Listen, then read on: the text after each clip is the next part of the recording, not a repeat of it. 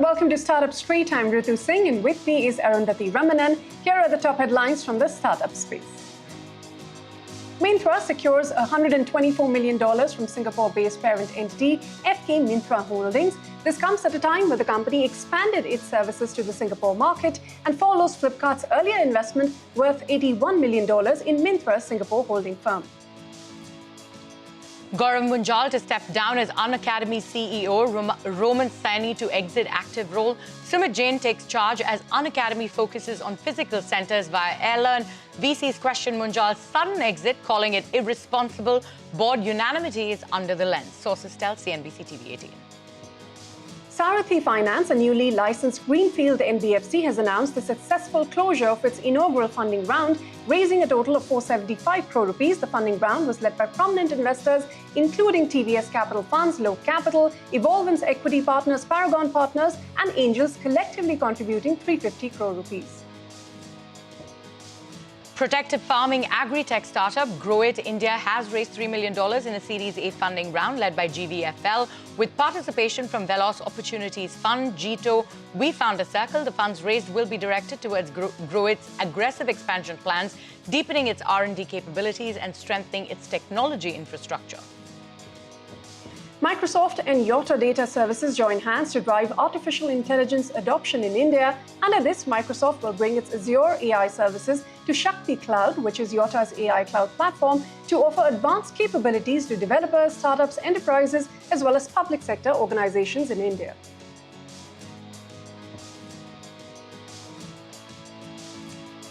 Those were the headlines that we're tackling for you from the startup world. But on what's brewing today, the co-founders of edtech firm Unacademy are set to exit the company. Sources have said that Gorav Manjal and Roman Saini are in talks with the board to spin off the language learning app Airlearn as a separate company. Rachna Dhanrajani joins us now with more details. Rachna, what does this mean for the company now?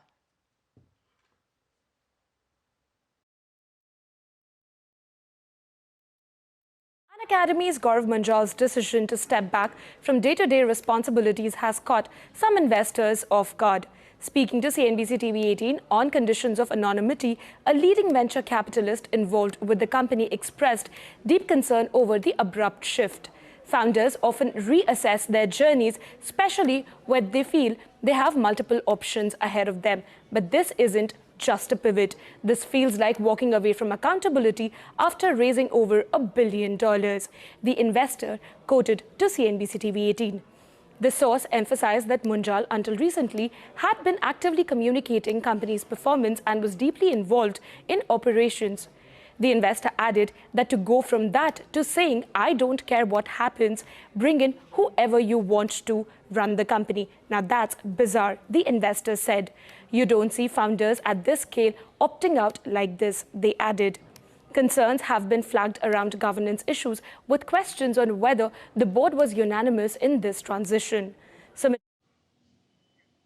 Well, that was Aishwarya reporting on the venture capital, one of the investors' reaction to Gorav Manjal and Roman Saini deciding to step down as, active founders on Unacademy. Now, moving on to what else is brewing today, digital healthcare platform Prato has launched operations in the UAE and claims to have more than 31,000 doctors and 3,000 healthcare facilities that are discoverable on its platform there. This launch also builds on Prato's 10+ years of presence in the region through Insta by Prato, which is their hospital management software, and the company is now expanding the footprint to consumers with more than 50,000 monthly users already accessing their platform in the region. For more on the significance of the development, joining me now is Shashank ND, the co-founder and CEO of Prato. Shashank, welcome to Startup Street. Thanks very much for your time here. Let's begin by, answering what really were the key factors that made UAE the next logical international market for you and the expected boost to business you get from expanding in that region. Thank you. Good evening, and thank you for having me over. Prato has been on the journey of improving health outcomes for over a decade. And the last year has been a very transformational year for Prato. We turned profitable in the last quarter of FY24, and the full year of FY25 was a fully profitable year for Prato. And post this, we've been always looking for more growth opportunities, and UAE presented itself as the perfect location where the Indian diaspora, Indian doctors, medical tourism, a lot of these factors played into our thoughts of expanding from India to add UAE to our consumer portfolio. We've been live now for many months, and the response from both consumers and providers has been really heartening. As you mentioned, over already on an annualized basis, we are seeing close to 500,000 users coming in. And this only goes to show that what technology we built for India is now serving the needs of multiple countries. All right. Well, Shashank, I read that you say that you have about 13 crores in GMV and about 250 plus paying customers in UAE already. How do you expect this number, both in terms of customers and revenues, to evolve in the next 12 months or so? Yes, absolutely. I mean, 250 plus customers, and just to correct you there, we've actually just missed to add there that it's close to being 10 crores monthly right now. So we are trading at close to 100 crores on an annual basis from a GMV standpoint. And over the last and just from a revenue standpoint, we are closing in on over $200,000 on an annualized basis. So yeah, a very, very exciting last few quarters for us in this market and region. But it just goes to show that we're going to double down on this region. We have expanded and launched in Dubai, Abu Dhabi, and Sharjah, and almost 10% of the population is already using us on an annualized basis. So it's an exciting and promising start. But all I can say is that this is the first stop of Prato in its global expansion. We definitely look to add more countries after we stabilize this one. And what are those countries, Shashank, that you're looking to add to once you stabilize the new entry in the UAE region? We certainly see our solution, which is to help provide the best possible matching the consumer need to the right healthcare provider as the need that's there across the globe. So as you can see, Dubai and the region of UAE were one of the first few developed markets that we entered. We expect to enter more developed markets because this need comes in handy when there's a choice in front of the consumer, and the consumer can then opt for the best solution that offers the best health outcome for him or her. So we expect to be in more developed markets, and I think that is something that over the next few months we should be rolling out. Which developed markets are you talking about, Shashank? I'll try to hold that close to my chest right now. We always pilot. We're already piloting a few countries right now, sure. And we we'll share them once we are extremely sure of all the consumer as well as the supply response has been. So as we speak, we're in a few markets where the pilots are running, and once we've established them in its full force, we'll definitely come and share more. It will be certainly developed markets, and you should be hoping to hear from us in the next few quarters. Well, let me then move back to this cross-border continuity of care as your proposition then, and especially in the light of you looking at more developed countries to enter into. Can you elaborate on how Prato is integrating, integration rather between Indian and, for now, UAE healthcare systems for patients as well as providers? That's a great question. First thing for in healthcare is that trust needs to first be established. So trust will only emerge when you're able to serve the local population with their local providers. So the first thing that we've done in the UAE is to make sure that local doctors, local hospitals, local clinics are now available for the consumer in UAE to choose from. So that's where the first stage is, and that's where we are right now.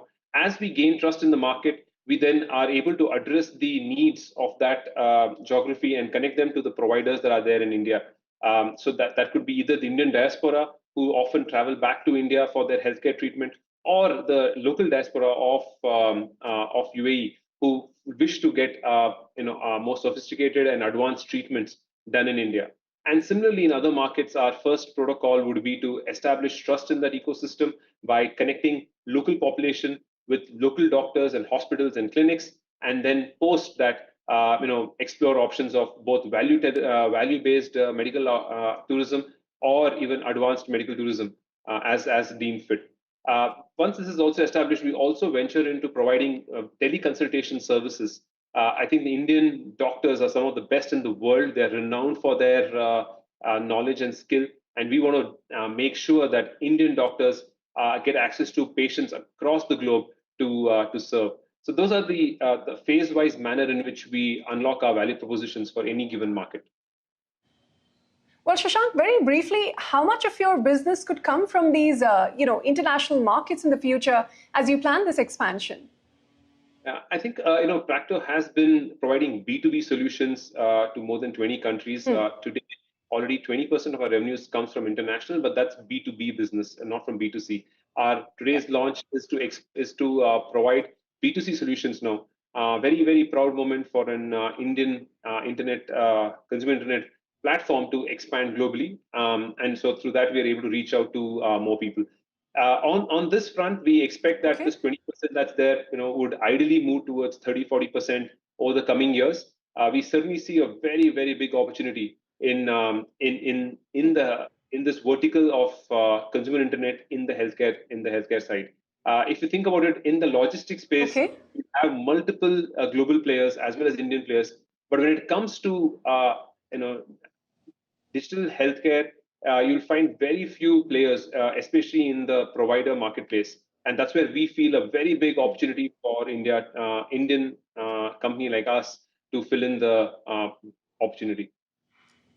All right. Well, running out of time, Shashank, very briefly, you've turned profitable recently and you have positive cash flows now. How is that financial stability informing your investment appetite in the Middle East? And does your budget allocation, what does that even look like when you're planning these kind of international expansions in the consumer space? It's a great question. So, one of the main reasons we started to expand was only after we turned profitable that we started reallocating started funding our new expansion projects. And this profitability that we are now reporting for FY25 is after the investments that we have made for expansion. So we believe that our ability to expand globally will be taken care by internal cash flows, and that's how we see the company moving forward. The company will remain profitable and fund its expansion globally. Well, Shashank, plenty more to talk about, but unfortunately, we've run out of time. Thank you so much for joining us here today, and we wish you the best with your UAE expansion. Thank you so much. Moving on the investor eye, India's startup engine just got a fresh boost. 247 VC, a new seed stage fund founded by two veteran operator VCs, has launched its 250 crore rupee India Fund 1, aiming to back 30 daring startups over the next 3 years with a sharp focus on themes like deep tech, consumption and Industry 5.0, and a track record of 70x returns from early bets. This fund promises high conviction capital and hands-on founder support. To decode their investment theses, founder filters, and why they believe this is Bharat's decade. Joining me now to discuss this further is Yagnesh Sangarajka, the founder and managing partner at 247 VC. Thank you so much for joining us on the show today. You've launched this maiden fund and you're targeting 30 startups in 3 years. If you could talk to us about how you'll, pick the startup. You've also mentioned backing bold insurgents, rewiring Bharat's destiny. What specific founder qualities or ideas are exciting you the most right now? Well, a lot is happening. I think, the startup ecosystem has kind of matured. Firstly, thanks for having me on the show. We are looking at founders now of a different breed than what was coming to us in 5 years back when we started our earlier fund. Now we are seeing founders which are matured. They understand the ecosystem, challenges of the system, and that kind of brings us to very high quality founders. And that's what we are looking for. Somebody who has the conviction and the persistence to stay on the course. And that is what is most important in early stages. And I would say, this is rather a skill than anything else. It's more of an art than science. Sure, it's more of an art than science. But, if you could sort of tell us while launching this fund, right, what's the kind of appetite that you're seeing for Indian startups? Like you said, it's a matured ecosystem now, but, lots of seed stage companies looking very exciting there. Are investors still excited about this round of funding? And, when will we see you close the first round? Well, I'll answer the first question and then, of course, the first close. We are looking at various themes here, as I said, and what kind of startups are we looking at? A lot of deals have come through. In fact, just in a week of our launch, we already have more than 500 opportunities reaching out to us inbound. So I think good quality deals will have to be picked up. The essence will be on deal selection. I think that is going to be very important going forward for us. And we're hoping that with the traction that we have, I think the first close is very close. I think in a quarter or 4 months, we are looking at our first close. We don't know what that amount is right now, but depends on the investor appetite. And a lot of investor appetite is increasing. I think the numbers and the stats of funding will support this. And the ecosystem is getting more and more buoyant as we go forward. The funding stats are also much buoyant here. Right. And what will the check size of these investments be? Have you already, identified any startups that you hope to deploy these funds to? When will we see you start making these deployments? Yeah, so as per SEBI rules, as you would know, Arundhati, normally the investment starts after the first close. So that's why we're hoping that if we can do closure faster, we can start deploying. However, from the pipeline that we already have, we have some very interesting themes that are coming out, and we are shortlisting startups like in the space of Industry 5.0, which kind of includes logistics, supply chain, energy savings, drone tech, 3D printing. Some of these ideas are coming to us, and we are shortlisting them. And we feel very excited and waiting for our first close so that we can start deploying. All right. And, like you mentioned, right, consumption, deep tech, enterprise tech, and Industry 5.0 are your broad themes. If you could take us through why these sectors are looking the most exciting for you guys. I think, as India is converting itself into a developed economy in another 20 years, currently the opportunities are many, right? And these four sectors we feel pretty much cover all the innovation that is happening in India. So, for example, in frontier tech, you're looking at deep tech, climate tech, biotech, which are emerging areas where founders are taking bets and putting their careers at risk and building stuff. And this kind of innovation, India needs more and more seed funds to kind of come in and back these founders. And you will see the next decade, and as I call it, this is like the startup wave 2.0. First wave was between 2012 to 25, and you're looking at next 10 years to be the startup wave 2. And this will bring to fore much more companies which will turn unicorns very soon. And we hope we get a couple of them from our 30 portfolio.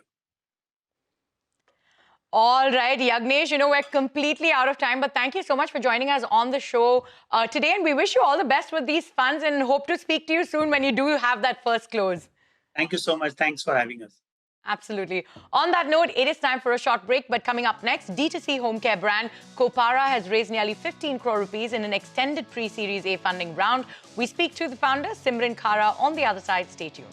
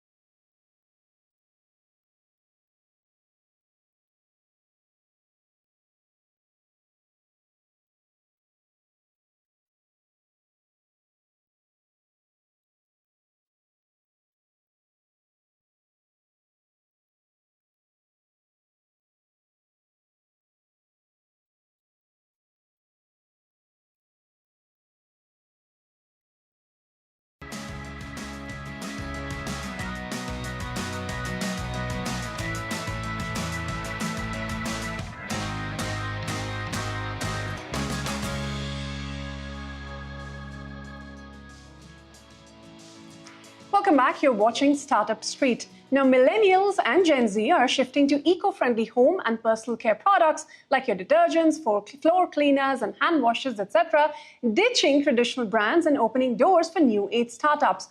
One such brand is Copar, which raised 14.5 crore rupees in an extended pre-Series A round earlier in the month of March.